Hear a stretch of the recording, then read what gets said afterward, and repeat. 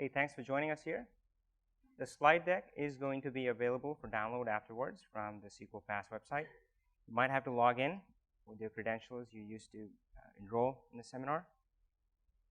And I would also ask that you hold questions for the end. We would have plenty of time for all Q&A.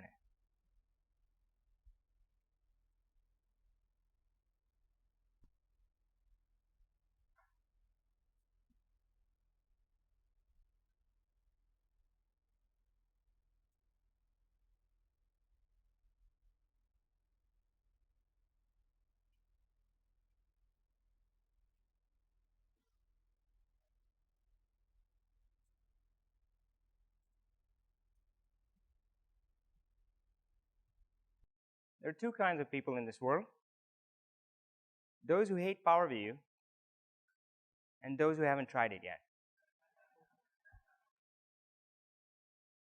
So that's a joke I heard at a bar where I was hanging out with my fellow Excel nerds. We do that kind of thing. I grimaced while everyone around me laughed. Now, Power BI is a really good visualization tool, right? It lets you build an army of reports that meet the needs of your business user and for your business. It's a really good tool, but is it a great tool? In my mind, the distinction is, for a good tool, the user needs to adapt to the tool. For a great tool, the great tool adapts to the user as well. Excel is the perfect example. It works for the novice as well as the super user. With Power BI, you're going to have to learn to work with the tool.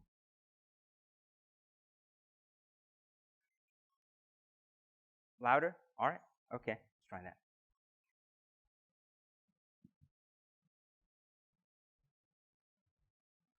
So you got to learn to work with the tool. Essentially, this talk is the Power BI version of this prayer.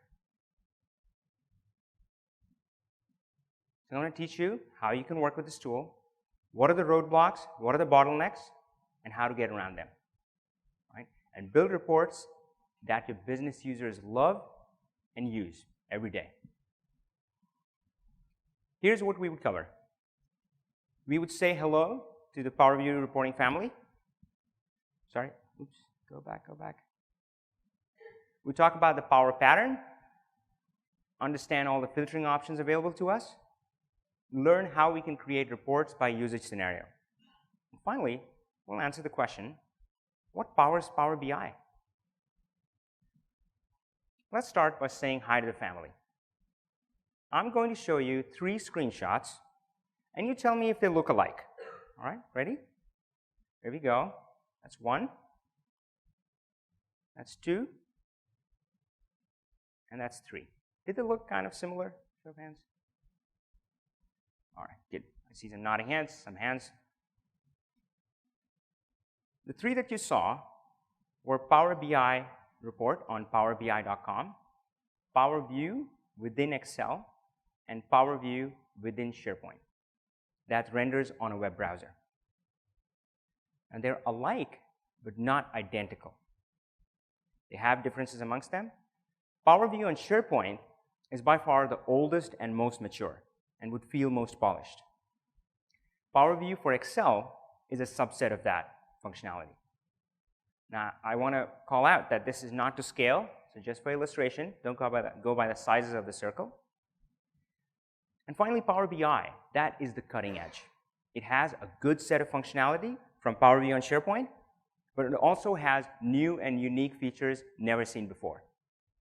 And gosh, that's, Microsoft has this cloud-first mantra, so they have this crazy monthly update cycle. So yeah, there are new updates coming. The team has been working furiously to both fill all the gaps and to extend new functionality. Let's see how they all work. Here's what we're not going to cover, though.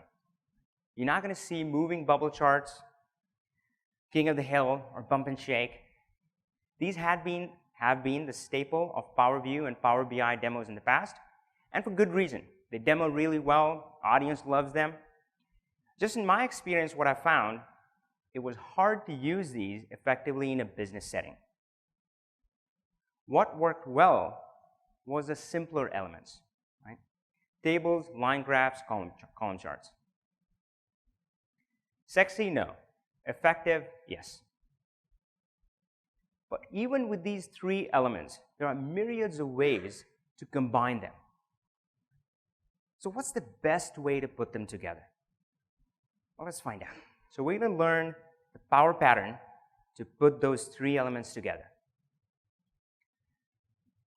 We're going to do that as a demo. So I'm going to jump into the tool. I'm going to use one member of the family, the SharePoint, Power View and SharePoint. Where there are differences in functionality exclusive to this version, I'll call that out. So here we are on our SharePoint site. What you're looking at is a Power Pivot gallery. And I've already uploaded my Excel workbook with the Power Pivot data model. That's pretty much is going to drive our reporting. So that's up there. And let's look at these buttons up here.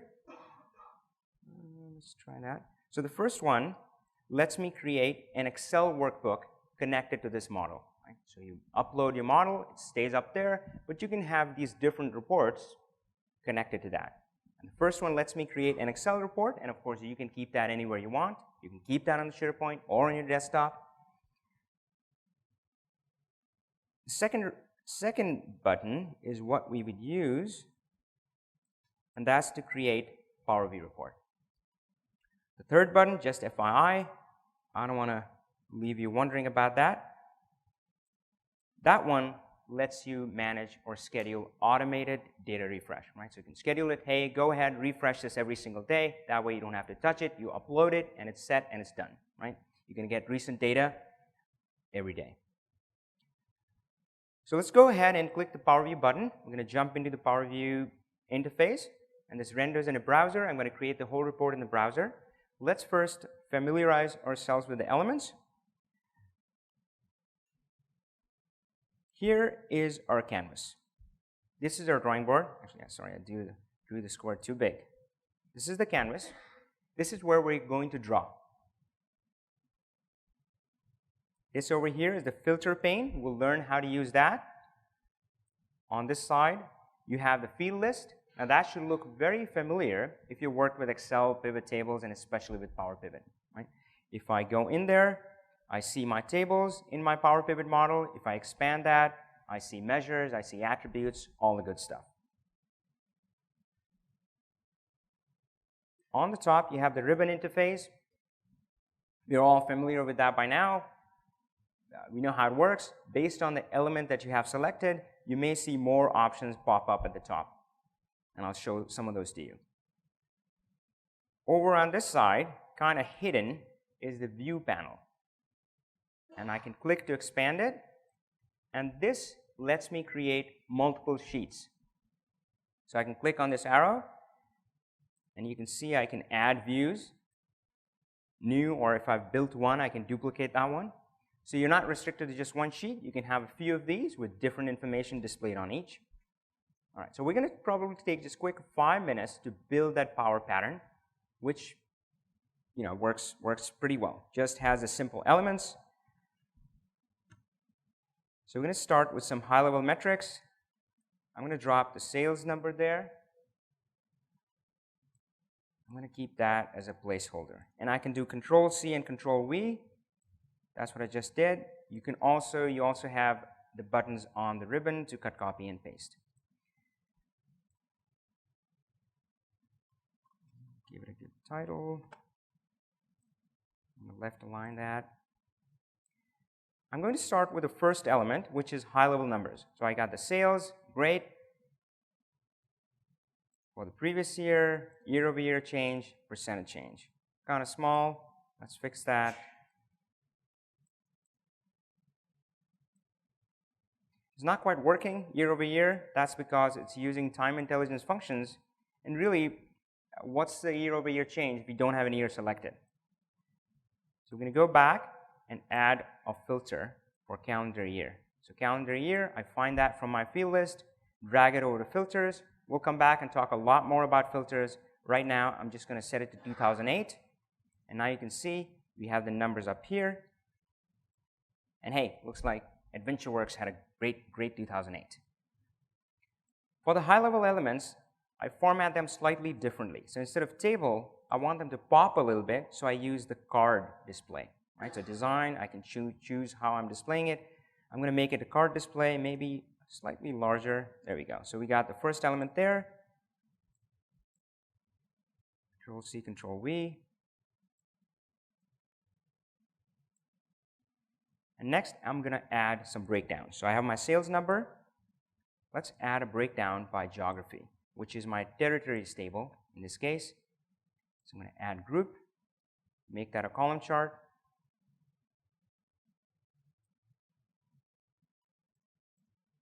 Perfect. I'm going to embed additional elements here. Country and region. You're not going to notice a change, but we're going to come back and look at this later. Control-C, Control-V.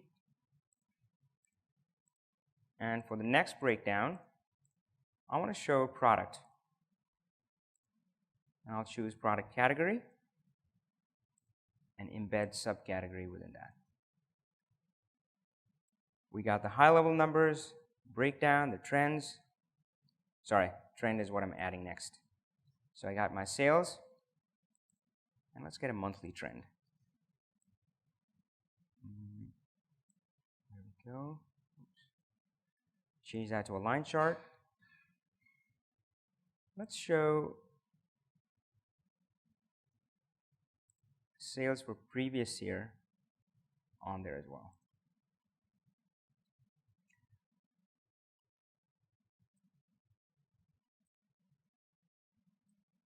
High-level number, breakdown, trends. Next element I add is detail. Just a little bit of detail though, not too much. All I want to show here is top products and top customers.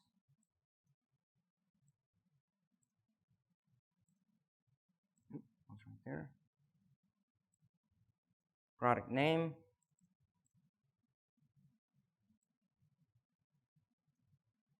I can click on a column to sort it. I'm going to sort it descending. Oh, too many clicks.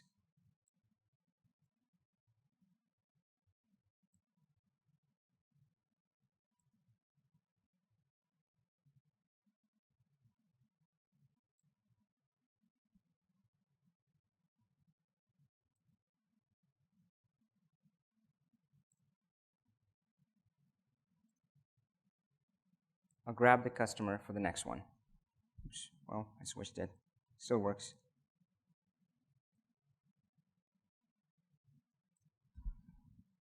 All right, pretty simple. Took us just a few minutes to build, but works far better than anything where you would throw in tabs and images and moving bubbles and all that sort of stuff. Let's take a look at this. So I'm going to go full screen, and I have the high-level numbers up top. I have the breakdown, and as is true for any Power View element, all elements shown are interactive. So I can click on anything, and it filters down. Nothing new. I mean, this has been there for years, so I click on North America, and everything else is showing me North America. The high-level metrics up there, the breakdown here, the trends, the top customers, top products, all of that now I'm seeing for North America. Again, pretty plain vanilla. It has been there for years. If I hover over an element, it shows me the highlighted part. In this case for bikes is 6 million. That's for North America. I can also see the total, the gray part. That's about 15 million. Works great. It also has drill down. This is where the elements that I'd embedded in there come in. So I can double-click North America. Oops, I didn't quite do it right. Sorry, let me fix that real quick. I just ordered them wrong. Go back. Let's try. So I go from group to country, and I can double-click country to go to region. It's still fully interactive. I can click Southwest, and now I'm seeing all the numbers for Southwest. Drill back up, and I have the same drill down for category. I can double-click accessories, and I see that. And for all of these elements, if I hover over them, I have this pop-out icon at the top corner, and this lets me expand it and see it full screen.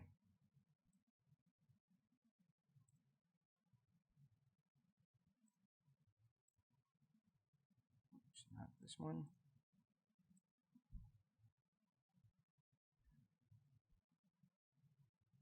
So pretty simple, high-level metrics, breakdown trends, detail, not too much detail, just a little bit. If you find yourself putting in too much detail, you find Power BI is not quite great at it. Maybe you should consider other tools for that. We'll talk about that in a little bit. The other element you see here are slicers. That is part of the Power pattern, but we'll come back and look at slicers when we talk about filtering. So I jumped in and showed you how to build a report, how to build that Power pattern. Part of that was to emphasize how easy it is to build these reports. But let's take a step back and let's talk about Power View in general and Power BI visualization. Now around the data cycle, we have a joke which goes, for every BI tool, the third most popular button is export to Excel. Now it's third most popular because the first two are OK and cancel. And that's the reality, right? No matter, you can spend millions of dollars in implementing this big BI system. Guess what the business user is going to do? They're going to grab that data, put it in Excel. And of course, that's valuable because then they do something else with it, which is often the BI, at least the traditional BI system, can't keep up with. They layer on some business rules or logic on that. They grab in some other data set, maybe a different system, maybe a public data set, and splice it together. That's what the business user is doing. Great, right? So Excel, all data ends in Excel. But you know what?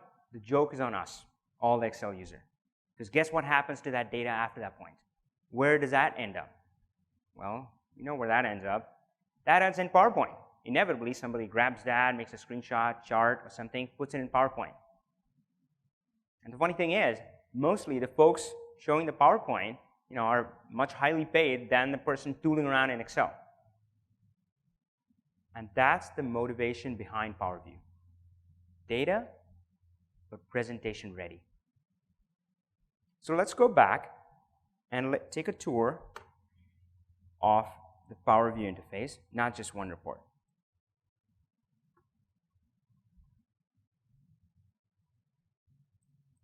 Oops, wrong one. So I'm back at the gallery. Earlier, I had only shown you the Excel workbook. Now, typically, when we set this up, we put this Excel workbook in a folder or some other location. We hide it away. And the only things you're going to see are what you see here are reports. So gallery view, I think, shows it beautifully. Of course, you have the standard all documents view. You can just see it as a list. But this one shows you all the reports you have. You can scroll down, and you can also kind of scan across these different pages in a report, see, hey, is this what I'm looking for? So pretty useful. So I'm going to click on this and open it up.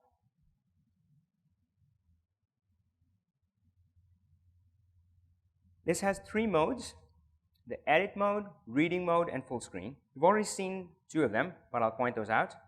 So I can click on this icon up top to go into edit mode, and this is the mode where I was building this report. Again, kind of within the browser. You can go back in reading mode, or you can go full screen. Here, you can use page up and page down, quite like PowerPoint. You can use these arrow keys. Not sure if you can see them. They're kind of hiding in the corner. That works too. But my favorite is the thumbnail icon view. So if I click on that, I see a film strip view of all the sheets. I can scan across. I can hover my mouse over something which seems of interest, and the heads-up view updates. And if that's what I'm looking for, I can click on it. And this works great in meetings. Imagine you're presenting this to a board. You start with the high-level stuff, and just as you do with a PowerPoint deck, sometimes you have an appendix where you have more detailed information. And a question comes up, you bring this up, scan across, find something that answers that question, have that discussion, and then toggle right back to where you were. Now, I'm not sure if it was apparent when I was building this report, but what I have realized is that it's really hard to build compact displays in Power View. That's what I was used to doing in Excel. I would try to make everything fit on one screen. That's certainly the best practice with visualization. But hey, as I said in the starting, you got to work with the tool. So I've made peace with it. I expect that I'm going to have multiple sheets. And that's all the more reason to adopt a pattern. Imagine if you had 10 or more sheets, and each one was this random assortment of numbers and charts and displays. And imagine a new user stepping through that. It's going to be a bewildering experience, right? Okay, now it's showing me this, now it's showing me that. But once you adopt a pattern, and this one is good as any to start with, so here I'm using the same pattern to show sales numbers, but I can adopt the same one to show margin percentage or something else. So a user goes here, sales, great, bikes are the big seller. June we had a big spike. Oh, margin, hey, accessories is a higher profit margin. Maybe we should sell more of those. June we sold a ton, but margin percentage is lower. Did we discount too much? It's so much easier to follow along when the pattern is consistent and you just change one thing. Now, I'm not saying that this is how you should build all your sheets, all your reports. Right? It should be identical clones of this. No.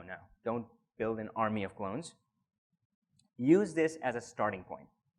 Right? This is a great starting point. Simple is good. Start with this, but then you have endless possibilities. Right? For instance, just in the scenario highlighted, you can perhaps put sales and margin top and bottom. This makes it easier to highlight what I was highlighting earlier, the June spike, the bikes and accessories. Do it that way. Maybe in a different scenario, you can show sales and cost side by side in the cluster graph. Right? So again, endless possibilities. Go ahead and explore, but have a good starting point.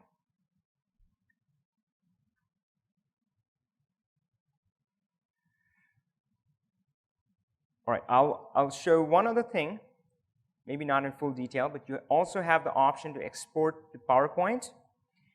Once you do that, it's going to kind of look like this. And this is a standard PowerPoint deck, and I can add new sheets to it, so this can be part of a presentation. And this remains interactive. So if I launch it in PowerPoint,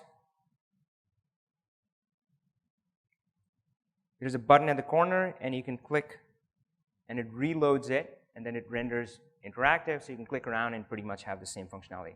This is nothing new. This has been around for years, but just to kind of show it. All right, come on.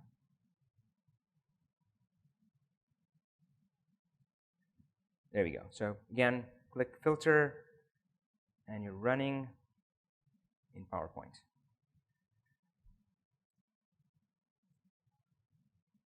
Say again? It's not autoplay.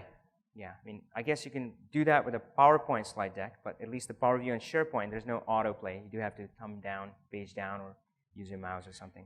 But I guess if you export it to PowerPoint, I'm pretty sure you could do that. So follow a pattern. It's going to make your lives for you and your users much easier. And then use that as a starting point. Go expand from there. What about advanced elements? Can I use besides those three? Absolutely. Absolutely. But use them judiciously. Use them where they make sense, not helter-skelter, just to make it look pretty. I would recommend this book, Information Dashboard Design by Stephen Few. That's a good one to learn about good visualization best practices. Again, you're going to have the slide deck later. Often when I show a report like the one that I just showed you, right, online, sales report has all those elements, I'll show that to somebody, and the common reaction is going to be, oh, that's great, love it, but can you give that to me just for North America, or just for Windows 8, or some version of that? What users do not realize is that PowerView has a lot of filtering capabilities which make it possible to use the same report for multiple audiences. Let's take a look at all of those.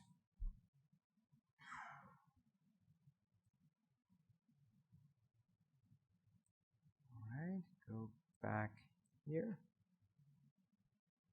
You've already seen one of these, the interactive filtering. Right? So all elements shown here are interactive.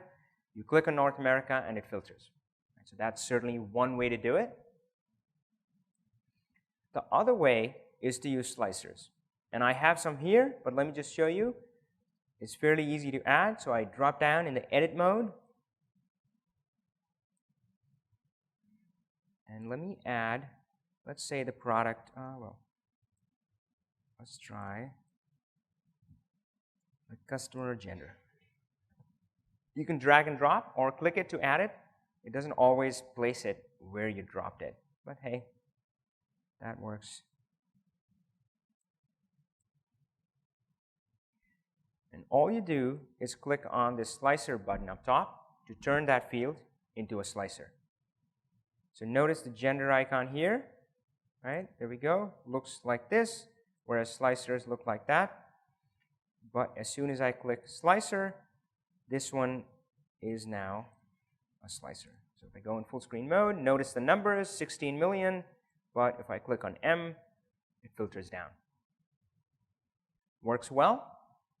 This works great with hierarchies. For example, what I have here, product category and subcategory. So I have categories up top, bikes, and then a long list of subcategories. Right. Now if I click on bikes, the subcategory list filters down. Again, it's pretty much like Excel slicers, so nothing novel, but that's great, that's good. Anybody who's familiar with Excel slicers are gonna roll right in this world. So hierarchies work great. Now you don't have to drill down category, subcategory. You can go ahead and select a subcategory directly. In fact, this is great for multi-select, so you can hold down your control key and click ahead and select a few or many.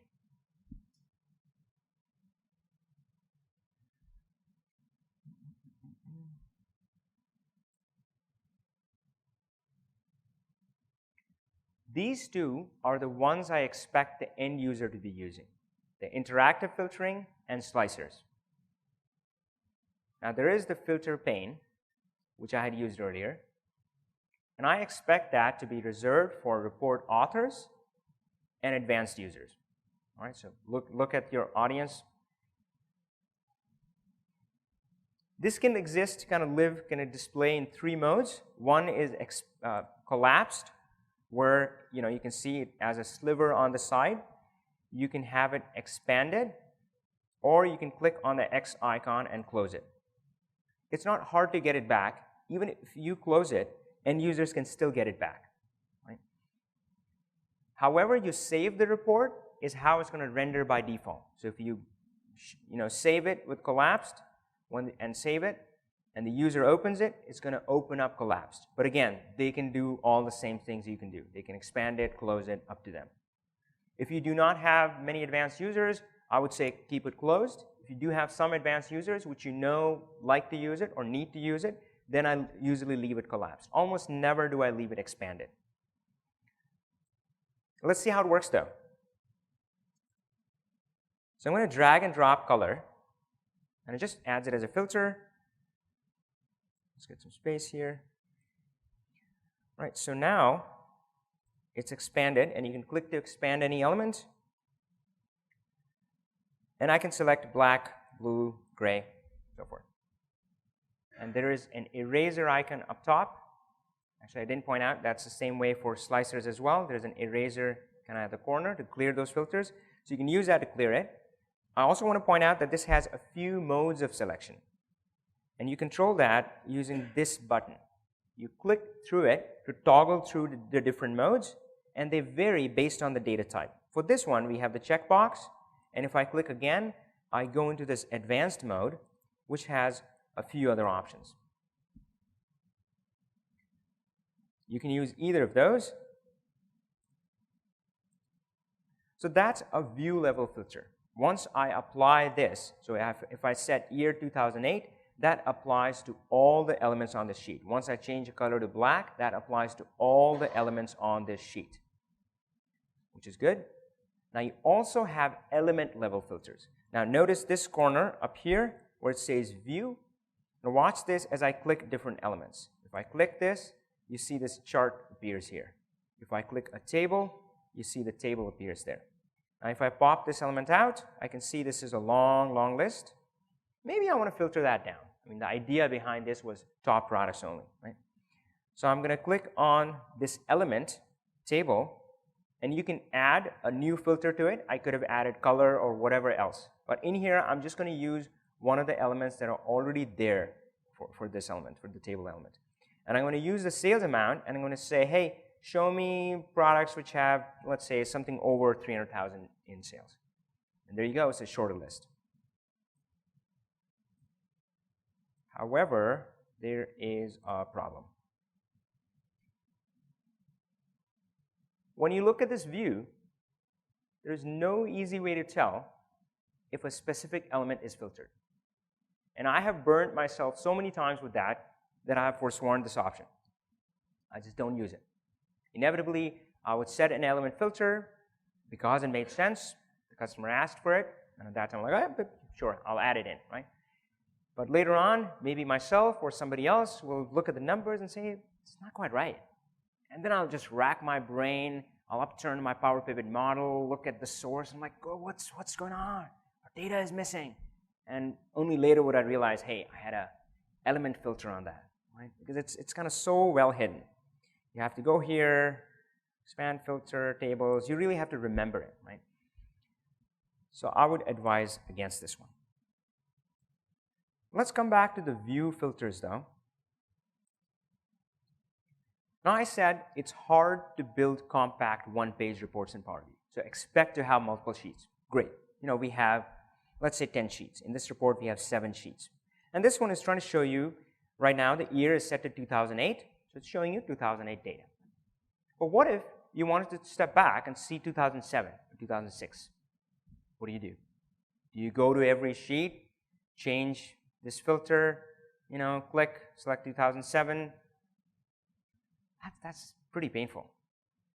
Fortunately, you have an option to pin the filters. Let's talk about that. So here, if you notice, there's an icon here. Oops, not that. Kind of looks like a thumbtack, pin. If you notice, the one that I just added color, that looks slightly different than these ones. That's because this one is pinned, whereas the other one is unpinned. And you can toggle back and forth simply by clicking them. So I can click this, and it's pinned, and I can click it again, and it's unpinned. So color is unpinned, country year is pinned. If I set color here is black, I go to the next sheet, color is not even there, right? It only applied to that specific sheet, it was unpinned.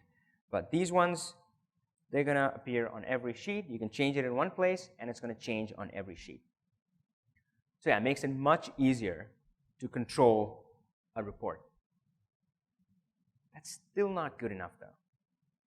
So I also have a pin filter for country, and for AdventureWorks, they are operating in a few different countries, Australia, Canada, US. If somebody from Australia comes in and looks at this report, well, they have to open the filter pane, expand the country, click on Australia, and same for every other country, right? They have to do all this work to see that. And of course, what we're trying to build is reports that users love. It's not quite a love scenario, all these clicks. We're trying to build reports they use every day. This is a bit too much work for an everyday report. Now, as it turns out, the pinned filters can also be passed in as URL parameters. How do I use that? Well, you build a page which lists your reports, and a lot of those links will point to the same report, but with different URL parameters. So here I have a sales report page, and all of these are pointing to the report that we have been seeing, which opens by default without a country filter, right? So it opens up and it shows you right here, selected country, and it has a whole list. And all of these URLs are pointing to that same report, but with the URL parameters. So I can click Australia, I can click Canada, just one click. Hey, you're gonna click something to open that report, and it opens up with that filter preset. So you can do that for countries, you can do that for current year, and maybe the prior year and the year before that, so forth. So one report with one click can serve all of those scenarios, right? So this one opened with Australia, the next one would open with Canada, and so forth. So you can have all of these, maybe have one more, which will say worldwide at the top perhaps. Let's take a quick look at this. If I copy that shortcut, You can see the parameter here. Table, column name equals value. Pretty straightforward, really easy to use.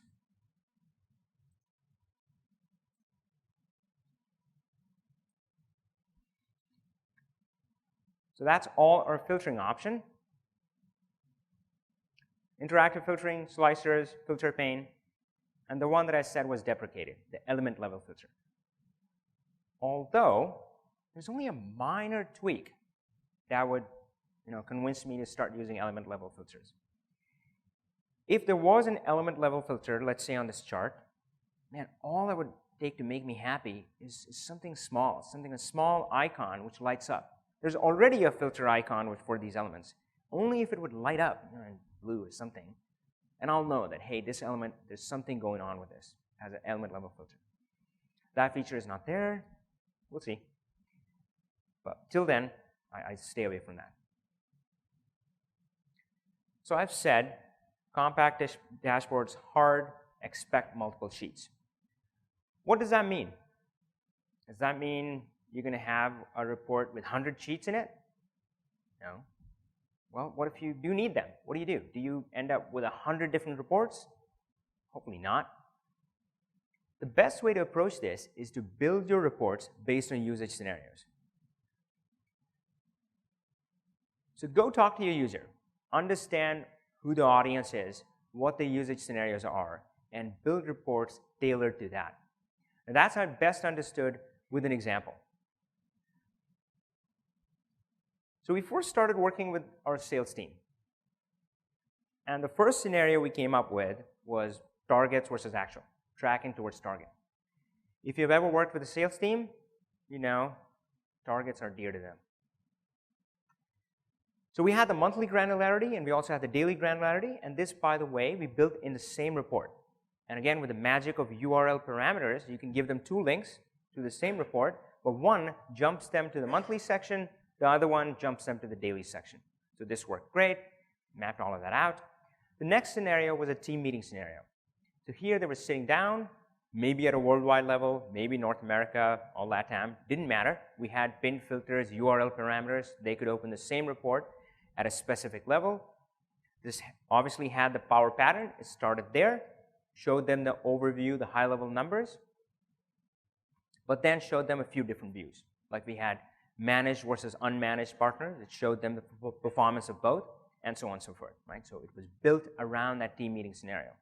Some high-level metrics with some detail. The next option was very specific. This is when they were sitting down and meeting with a customer. Right? So what they needed was all data around that. So we had 4 lines of business, courseware, e-learning, exams, press, and anything we could cobble together for that customer, any intel we had on that, we showed on this one report. As it turned out, though, that wasn't enough. It wasn't enough just to know every detail about that customer. What we were missing was context. So if the report says, hey, the customer grew 5% year over year, great. Or is it? What if the market grew 10%? That changes the whole conversation you're going to have with them. So that's one thing we certainly added, kind of the market perspective. So you can see the specific customer, but you also see the context. So you see, all right, well, they're in the Northwest. Well, how did the Northwest market do? What about the US market? How do they compare against that? Are they a SQL specialty? How do they compare with all the SQL Server learning providers? We did have one other scenario, and this was a detailed one. A customer calls them saying, hey, I placed an order. I was part of this promotion. I was supposed to get a rebate. I didn't get it. And there they had to really dig through by order number and find that data. And we could have done that in Power View, but that's bending its arm, twisting its arm a little bit. So for very detailed reports, Excel or SSRS or maybe some other option is perfectly suited. We used both. We used SSRS and Excel. So you can always mix and match. You don't have to have Power View as your exclusive reporting system. And another thing I would say is that those 4 scenarios, it wasn't like we had a 1-hour meeting and we came out with that list of 4. It's pretty iterative. And frankly, that's the magic of Power BI. It's supposed to be iterative. It's supposed to be agile. It's not like those multi-million-dollar projects that we talked about at the beginning, which span for 6 months or a year, and then you get something which may not even be what you need. Right? So you iterate often, iterate fast, suck in your data, use Power Query if you need to, or connect Power Pivot directly, model it there, visualize it, sit down with the user. Hey, does it work? Rinse and repeat.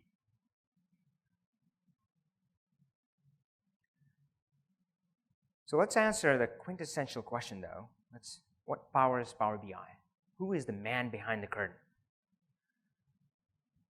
We cater to an audience of 600 users. Understandably, we had lots and lots of reports.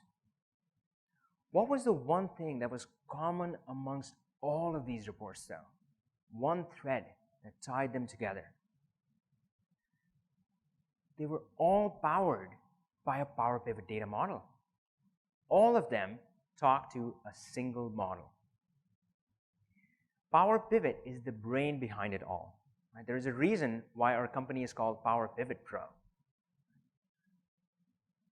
So the pattern, if you start working with these tools, you suck in all your data. It's going to live in all different places. It's going to be in SQL Server, it's going to be in text files, maybe ugly text files, which you clean up using Power Query. Doesn't matter where it is. Maybe it's Facebook, Salesforce, who knows. You connect and bring all of that in to Power Pivot. And that drives the rest of the system.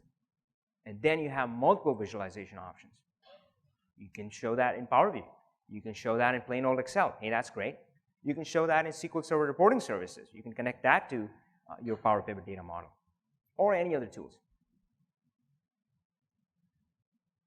Where does that leave Power View then? Is it just one of many options? Well, I would say it's the first option. It should be your go-to option. You've seen how easy it is to build Power View reports, right? Just drag and drop. It should meet 80% of your reporting needs. And yep, there are going to be corners which it's not going to be a good fit for. Hey, don't fight it. Right? Go with the other option. As I said, you can mix and match, right? Use Excel, use SSRS, all of that. So let me share this with you. This is the first report that I built when I joined Microsoft. So this was at a commerce platform, and I was really proud of it. Gosh, it had a time machine, if you look at that top corner there. Showed all these metrics, and users could step back in time, and they could click back, look at the previous week. You can even change the context from week to month. Everyone loved it. But then, I moved on to my next role at Microsoft. What do you think happened to this report? Guesses? Yep, I think all of you are thinking that. It just withered away. And I've seen and heard that so many times. It's something valuable, but if it's complicated enough, it doesn't need to be overly complicated, but just enough that it's hard to maintain, hard to update, hard to understand, hard for somebody else to step into, is not going to survive. Now, I left Microsoft last year to join Power Pivot Pro. I went back, sat down with that team. Hey, how are things going? He said, great. We're doing great. We're growing in users. We're adding reports. Things are running great. One of the big reasons has to be Power View. When I bring in an Excel sheet and I look at a cell, maybe somebody else built it, maybe I built it a month ago, right? And I'm scratching my head like, what's that number? Let's see, or it goes here. With Power View, I look at two elements. To understand anything that's shown there, I look at the filter pane, what view level filters are applied to everything. And two, I look at the field list. What element is this specific element showing? That's it. 1, 2, and done. Sometimes simple is not a weakness. Simple can be better. Simple is strong. Thank you.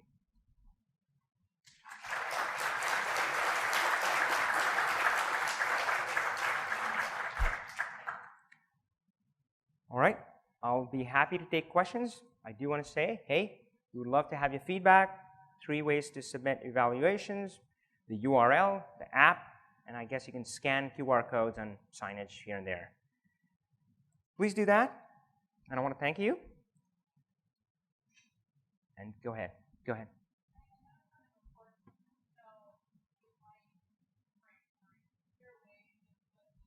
Yeah. Yep. So you can do two things.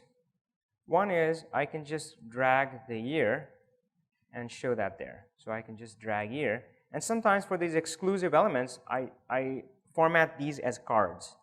Just make it stand out a bit. So I can say 2008, and I'm not placing it where I want to place it. I want to place it somewhere close to here, but you get the idea.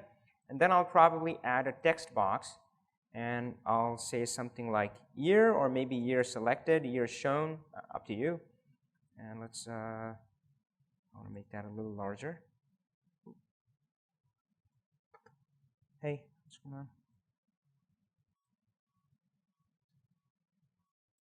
Oh, maybe here, 14, 16. Yes, I'll show year 2008. That's one thing. That's one element. Another similar request is, hey, how much data does this have? I mean, if it's a daily report, does it have yesterday, the day before, last Friday? What does it have, right? So this one is a monthly report, but you can do something similar for a daily report where you say, hey, this is a report as of this specific date. There's a slight trick to it, though. Now, this is powered by a Power Pivot data model. And in Power Pivot, you can write measures which return numbers, of course, but you can also write measures which return a date value or even text. Ooh, I love text measures, right? They're great, except they don't work in Power View. So Power View doesn't show up any of those which return a date or a text value. So this one is a sleight of hand. We're saying report of hand. If I pop it out, you will know the dirty trick behind it. This is actually, I mean, a card, but I think of a card as a table. So yeah, it's a table which I sorted it descending by date and then collapsed it small enough that I'm only seeing the top element. So again, you can do something similar for a daily report, and it'll show you, hey, this is as of April 3rd, 2015. Go ahead.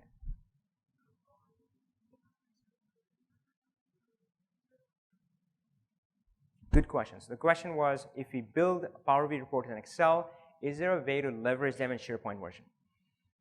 A few answers to that.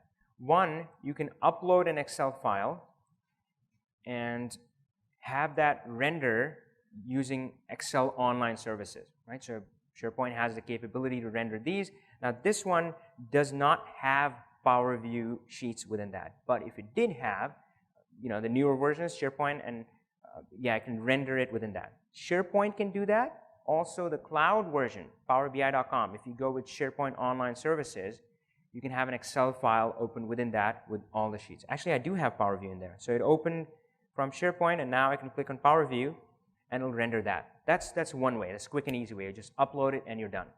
But sometimes you're looking to kind of migrate. I mean, you want to leave that Excel past behind. That's not straightforward with SharePoint, but that's pretty easy to do with Power BI.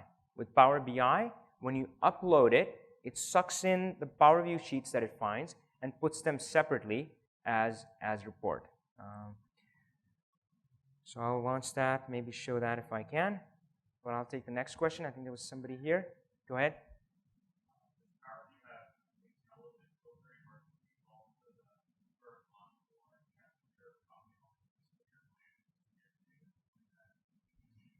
Yeah, gosh, love that one.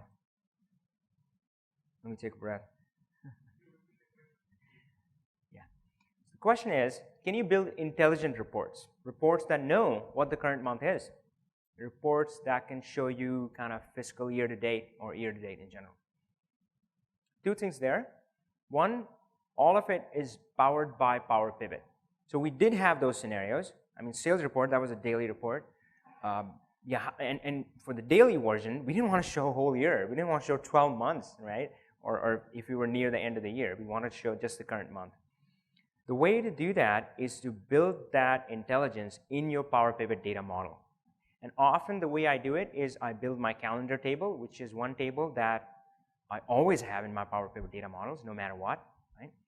And in there, I build a month offset and an year offset. And you can drive that using the today function in Power Pivot, right? So all of my calendar rows are going to be numbered.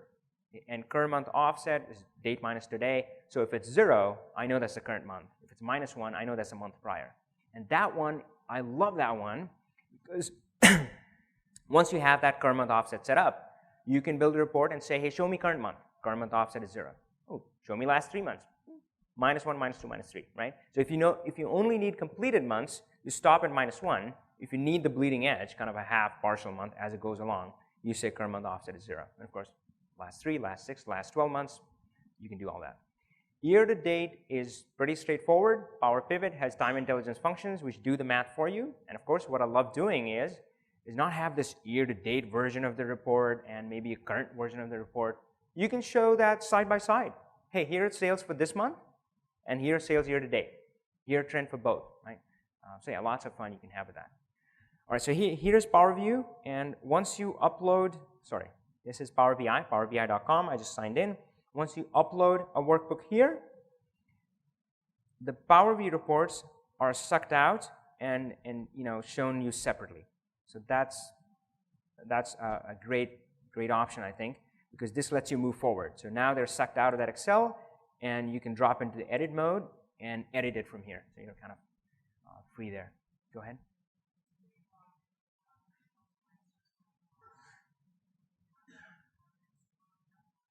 Yeah. Well, so Power View is, I think of it as a dumb client. Right? It doesn't do any processing. All it does is renders the visual. So the engine in the back is still your Power Pivot data model. That's what's processing it all. So yes, if slicers are going to be slow in Excel, they're going to be slow in Power View. Right? And I will say why a lot of slicers can be slow, because they do this intelligent filtering. If you go back here, and one thing cool about slicers was when I click bikes, it filters down subcategory. And that's the step which makes it slow. Really, I'm not exactly sure how it works, but it's possible that when you click on something, click on anything here, maybe it reevaluates all the slicers, because it has to. It has to figure out that, all right, hey, which ones make sense, which ones don't, which ones I need to hide, and that's the extra processing step, right? So a lot of things in Power View and Power BI are going to be trade-offs, right? So it's not about this is good or bad, whether I do it or not. Well, it's a trade-off, and you choose. You choose what's more valuable to you. Is it more valuable to have this interactive capability, or is it more valuable to have snappy performance? As far as performance goes, though, the benchmark is usually 3 seconds. That's kind of an instant in today's time. And 3 seconds works great, because if you click on something, filters down in 3 seconds, that doesn't unhinge your thought process. So if you're finding out, hey, why is North America doing better than other regions or something like that, 3 seconds, you can keep going. Like, all right, let me look at this way. Let me look at it that way. Once it's over that, and gosh, sometimes it's bad. I mean, you see reports where it takes 10 seconds or longer, where you click something and go on a coffee break. You just messed the whole thing up. I mean, they're going to be finding how North America grew so fast, and then they're going to be on to their email, and then they're lost. So performance, first of all, if it's not broken, don't try to fix it. If it's within 3 seconds, you're great. Right? So if you have 5 slicers on there and they're working okay, you're fine. If not, then we'll see if you can optimize. You can certainly try that. If not, then it's going to be a choice. Maybe not use slicers. All right. Follow up.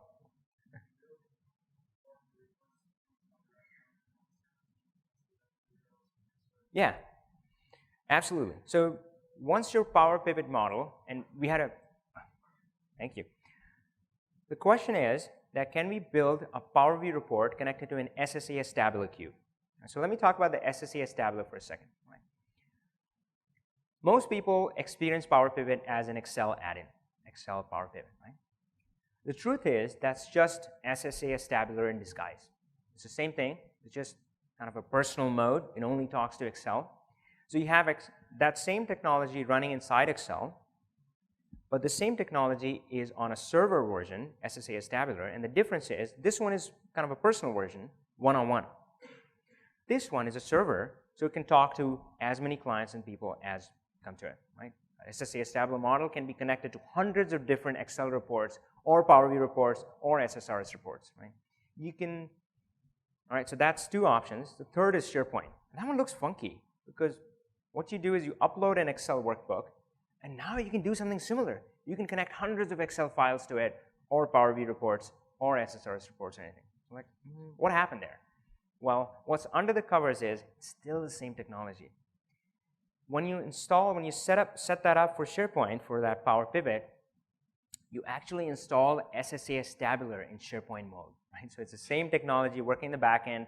When you upload an Excel workbook, right, and somebody tries to query it, says, oh, all right, cool. I'm going to extract the model, load it into SSAS Tabular, and hey, now I can answer all your questions. So it's the very same technology, but once you step out of the shell of Excel, then it really opens you up to connect many different ways. So for the SSAS Tabular, I'm going to try to do it. Maybe I'll take another question while I try to bring that up.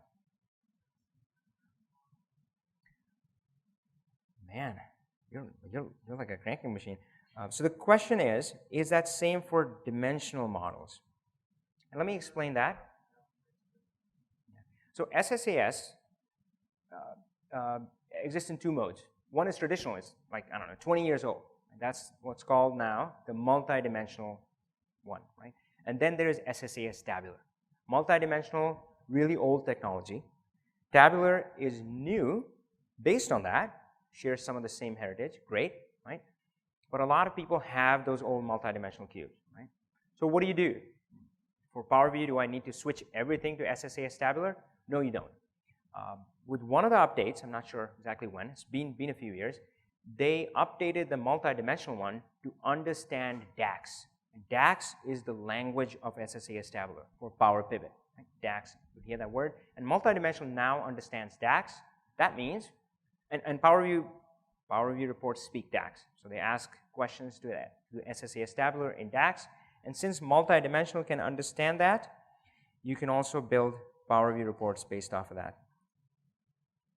Okay, I'll come back and show the SQL Server Analysis Server thing. Any other questions? Go ahead.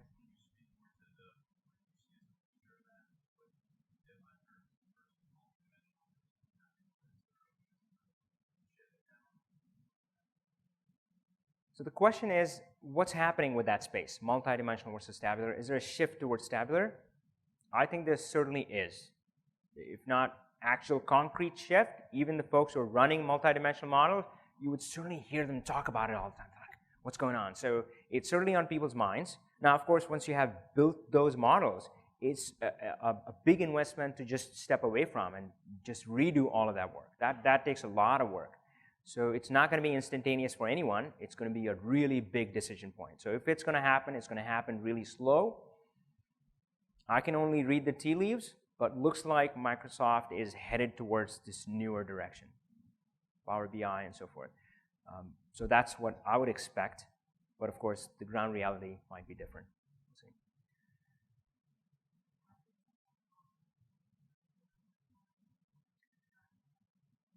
So yeah. So SSAS, tabular, and multidimensional, they're not toe-to-toe. They're different animals, or maybe different breeds of same animal.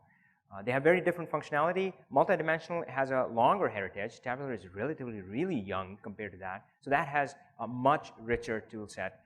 I always hear about these. I have no experience with multidimensional, but I hear about this, and they ask questions for SSAS Tabular. Does it do write back or things like that? So yeah, it has a lot of features missing, and I think that's cause for pause for a lot of outfits looking to migrate. I'm like, we can't do that. Of course, that's not an issue for somebody starting out anew. Really, anybody starting out anew who don't already have a multidimensional model, I would say it's no contest. Go with tabular. It's going to be easier, faster to build, and that looks to be the direction of Microsoft. All right, so let's give this a try. So I'm going to say, I want to connect to an SSAS tabular source. So I'm going to go from other sources, and here it is, analysis services. That's what SSAS stands for, right? SSAS tabular. So go connect that, write the server.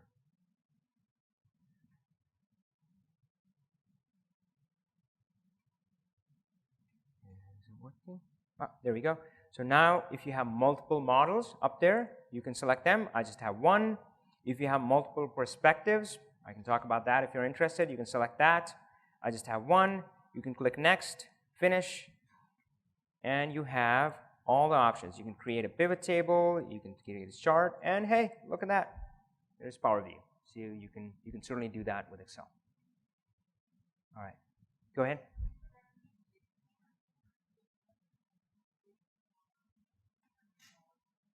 Sorry, say again. So a recommended source to get up to speed on what? Okay. Yeah, I'm not sure. The best answer I can give you is, for one, don't emphasize the visualization. Right? And that's important. It's very important. Right? That's what the users see, and they're going to perceive the BI system as that. You know, if the visualization is missing or something, they'll say, "Oh gosh, you know, BI system is crap." Right? So it's important, but that's not where your hard work is going to be. I mean, frankly, I think Power View, the best way to learn is just try it yourself. You saw it. It's drag and drop, very easy to explore. There are some corners there, like URL parameters and so forth, which I showed you today.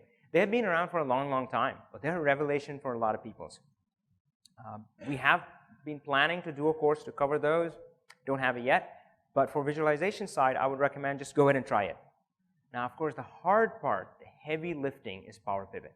Right? So model is what powers all your reports, not just one. So I would say focus there.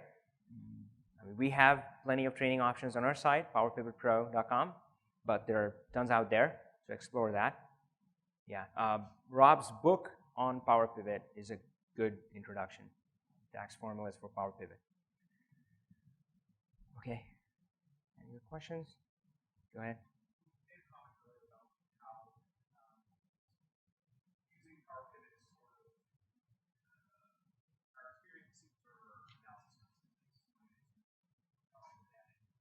Yeah.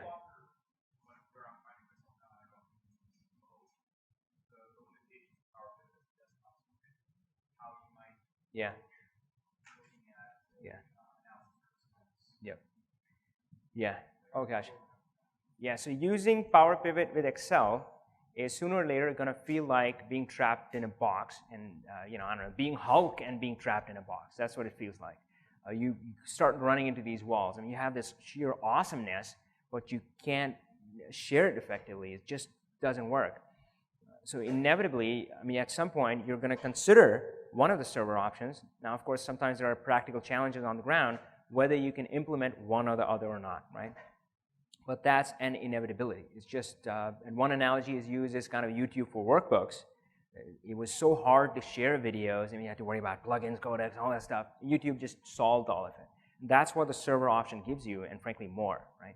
So now, you know, people were like, oh, what if they don't have Power Pivot add-in? What if they have Excel 2010? Oh, gosh, 2007, right? None of that. I mean, you go with the server option, and all of that is just a non-worry. I mean, it renders in the browser. If they have Excel, sure, they can connect using that, but otherwise, it's just, you know, browser-based. Going to work on their Macs, going to work on their laptops, all of that.